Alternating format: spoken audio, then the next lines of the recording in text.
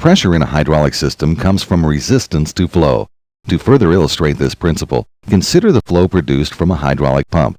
The pump is producing flow, not pressure. However, if we begin to restrict the flow from the pump, pressure will result. This resistance to flow is load induced from the actuator and also generated as the fluid is passed through the various conductors and components.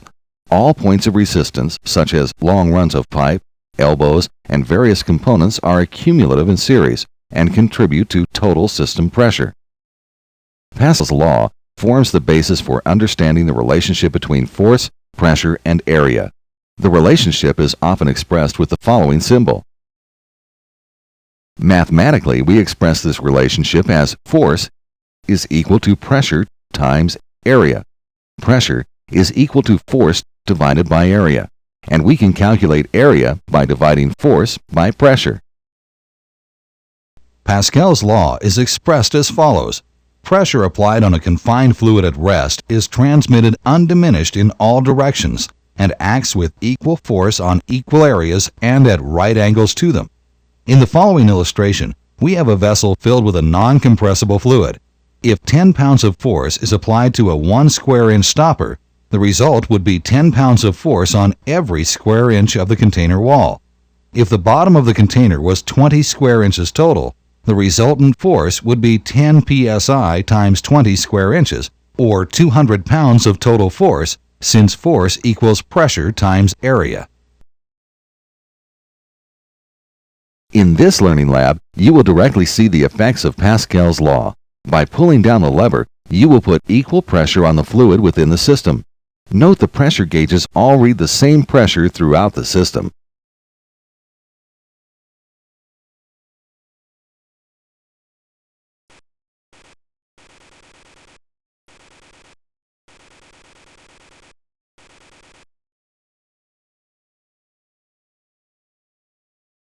Load-induced pressure is defined as pressure generated from the load or force on the actuator. The effective area of the cylinder piston is the area available for force generation. In our illustration, a 10,000-pound force gives us a load-induced pressure of 1,000 psi based on our formula. When the cylinder is extended, the required pressure to move the 10,000-pound load is 1,000 psi, less frictional forces. During retraction, the effective area is only 5 square inches. This increases the required pressure to 2,000 psi needed to retract the load. In this learning lab, we will learn that as we increase the load on a cylinder, the required pressure to maintain that load must increase. This is accomplished by stacking and unstacking the provided weights, increasing the load on the cylinder.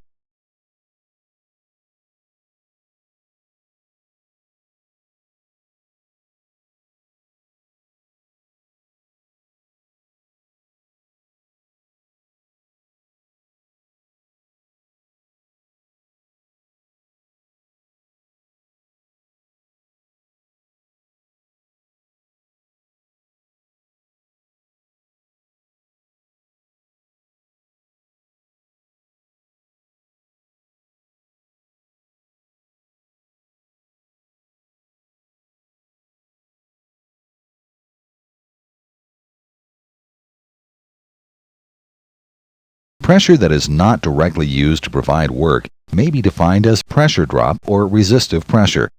It is the pressure required to push the fluid through the conductors to the actuator. This energy takes the form of heat.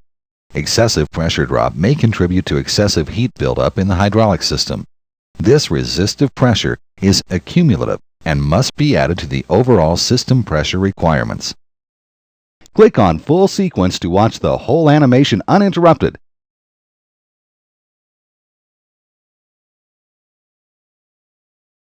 In this learning lab, you will pick and place the elbows, reducers, and pipe lengths to the system.